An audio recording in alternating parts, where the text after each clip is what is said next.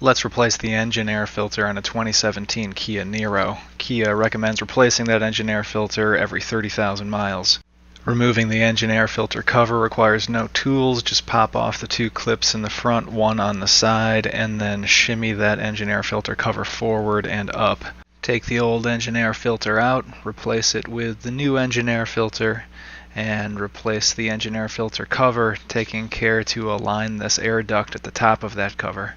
With everything aligned, clip the three clips back into place and enjoy your new engine air filter. My original air filter came stamped conveniently with an up indicating which way is up on the filter, and despite buying an OEM replacement filter, my replacement did not have the same up stamp. If you encounter the same issue, here's how you can tell which side is up.